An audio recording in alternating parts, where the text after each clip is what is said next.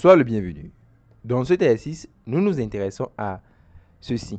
On demande de donner une condition nécessaire et suffisante sur les réels a et b pour que les intégrales suivantes existent. Au a, on parle de l'intégrale de 1 à plus l'infini de 1 divisé par x puissance a sur x moins 1 puissance b.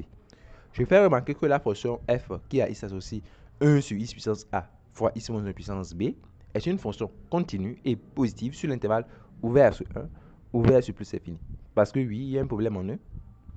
Sinon, le dénominateur va s'annuler. Et aussi en plus l'infini, bien évidemment. Donc, l'intégrale ici, de 1 à plus l'infini de f de x dx est tout simplement une intégrale qui est généralisée en E.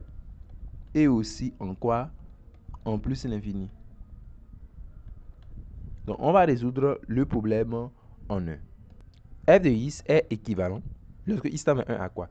Donc, x serait équivalent à 1, ce qui fait que ça serait équivalent à 1 divisé par x moins 1 puissance b. Voilà. Maintenant, en faisant le changement de variable t égale à x moins 1, vous pouvez remarquer que l'intégrale de 1, je peux mettre à 2 de dx divisé par x moins 1 puissance b est égal à l'intégrale. Donc, je fais le changement t égale à x moins 1. Donc, les bornes vont changer. Donc, 1 moins 1, 0. 2 moins 1, 1. Donc, dt et dx sont les mêmes. Donc, vous aurez dt sur t puissance b. Voyez-vous? Voilà. Donc, on dira que alors, l'intégrale de f de x dx converge c'est seulement l'intégrale de 1 à 2. Donc, l'intégrale de 1 à 2 de f de x dx converge si et seulement si l'intégrale donc de 0 à 1 dt sur quoi? Sur t puissance b converge. C'est-à-dire, ça converge lorsque quoi? On sait que l'intégrale de Riemann en 0 converge si seulement si les sous-en b doit être comment? Plus petit que 1. Voilà. Donc, voilà comment on règle le problème en 1. Maintenant, il faut régler le problème en plus l'infini. On sait que f de x est équivalent lorsque x tend vers plus l'infini à quoi? Je vais mettre 1 divisé par x puissance a. Bon, x moins 1 équivalent à x, c'est en plus infini. Donc, ça sera fois x puissance b, c'est-à-dire 1 sur quoi? X puissance a plus b. Dans ce cas, nous allons dire que l'intégrale donc de 2 à plus infini de f de x dx, voilà, cette intégrale converge si et seulement si. Donc, comme c'est une intégrale de Riemann en plus infini, intégrale de 2 à l'infini, donc il faut que a plus b soit comment? Soit supérieur à 1. Donc, finalement, qu'est-ce qu'on peut dire? En conclusion, nous pouvons dire que l'intégrale de 1 à plus infini de fx dx converge si et seulement si tout d'abord b est plus petit que 1 et ensuite a plus b est comment? Supérieur à 1. Donc, voilà les deux conditions. Voilà, ce sont des conditions nécessaires et suffisantes pour que l'intégrale de 1 à plus infini de f de x dx converge. Nous passons au deuxième cas. L'intégrale de 0 à plus infini de l'exponentielle de ax fois le cosinus de bx dx. Bon, on peut voir qu'il n'y a pas de problème en 0, mais il y a un problème en plus infini. Donc, cette intégrale, elle est généralisée en plus infini. De toute façon, bon, il faut toujours dire la fonction elle est continue ici. Donc, sur 0 à plus infini, le problème, c'est plus infini. Maintenant, à quelles conditions sur a et b cette intégrale va-t-elle converger? Je propose qu'on procède par primitivation. C'est-à-dire, je propose que on pose grand F de t égale à l'intégrale de 0 à t. Donc, je remplace le problème plus infini par t. Et je mets maintenant exponentielle de ax cosinus de bx dx. Et on va ensemble primitiver cela par partie. Donc, nous sommes des experts en ce qui concerne l'intégration par partie. Donc, je n'ai pas peur. Je mets intégrale de 0 à t. Donc, exponentielle de ax ici. Ou bien cosinus de bx, je vais m'attaquer à cosinus de bx. Je pourrais dire que c'est la dérivée de quoi? Bon, celui qui s'attaque à l'exponentielle verra que l'exponentielle de ax, c'est la dérivée de 1 sur a exponentielle de ax. Voyez-vous, donc je traite le cas ici a différent de 0.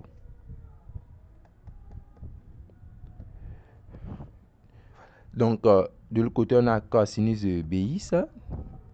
Et là, nous pouvons effectuer aisément une intégration par partie pour pouvoir écrire que ça fait donc 1 sur A fois l'exponentielle de AX fois le cosinus de BX pris entre 0 et T.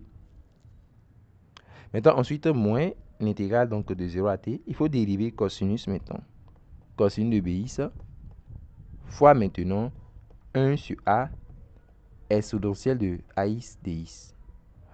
Donc, dans ce cas, ceci va donner, donc en T, ça va nous donner quoi? Donc, 1 sur A exponentielle de AT cosinus de BT. Et en 0, bon, on aura cosinus de 0, c'est 1. Exponentielle de 0, c'est 1. Donc, on aura moins 1.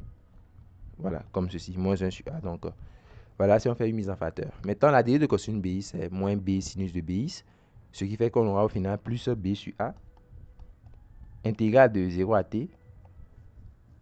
Exponentielle de AX fois le sinus de BX dx. L'objectif étant de faire une intégration par partie deux fois. Hein. Donc, on fait une double intégration par partie. Donc, on réitère alors le calcul. Donc, nous écrivons alors que grand F de T. Bon, je vais mettre celui-là de l'autre côté pour ne pas le répéter à chaque fois. Donc, moins 1 sur A fois l'exponentielle de AT cosinus de BT moins 1 égale. Donc, on met B sur A et on réitère la méthode. Donc, intégrale de 0 à T. Donc, exponentielle de AX, c'est la dérivée de 1 sur A exponentielle de AX. Une fois de plus. Donc, sinus de BX, c'est la dérivée de moins cosinus de BX. Bon, pour le moment, ce n'est pas la peine de s'attaquer à sinus de BX. Il suffit de le recopier. Voilà. Donc, sinus de BX, voilà, dx. Et là, nous faisons encore une fois une intégration par partie. Pour dire que ça fait B sur A fois, donc, il faut prendre 1 sur A exponentielle de AX fois le sinus de BX pris ici entre 0 et T. Maintenant, moins l'intégrale donc de 0 à T de la dérivée de sinus de BX fois 1 sur A exponentielle de AX dx. Ce qui nous donne alors B sur A fois. Donc en T, nous aurons quoi? Nous aurons 1 sur A exponentielle de AT sinus de BT. Et en 0, ça va donner 0 parce que le sinus de 0, c'est 0. Maintenant, la dérivée de sinus de BX, ça fait B cosinus de BX. Ce qui fait qu'on aura alors moins B sur A intégrale donc de 0 à T de l'exponentielle de AX cosinus de BX dx. Voilà donc. Et on développe alors. Ça nous donne alors quoi? Donc on peut mettre 1 sur A en facteur encore une fois. Et développer tout simplement. Donc ça sera B sur A carré multiplié par l'exponentielle de A T sinus de BT. Maintenant, moins B carré sur A carré. Là, vous reconnaissez en fait grand F de T encore une fois. N'oubliez pas que grand F de T, c'est initialement cette intégrale-là. Est-ce que vous voyez? Donc, c'est lui qui se répète encore ici. Donc, fois grand F de T tout court. Voilà. Donc, au final, on ramène alors de l'autre côté, tout ça de l'autre côté. Donc, vous aurez, donc, on ramène ceci dans l'autre membre. Donc, vous aurez 1 plus B carré sur A carré. 1 plus B carré sur A carré fois grand F de T, qui est donc égal. Donc, on ramène celui-là de l'autre côté. Hein. Donc, c'était 1 sur A fois ceci. Voilà. Donc, que l'on répète tout simplement de l'autre côté. Donc, le voici. Maintenant, le terme suivant, c'est tout ceci. Hein. Donc, plus B sur A carré fois l'exponentielle de AT sinus de BT.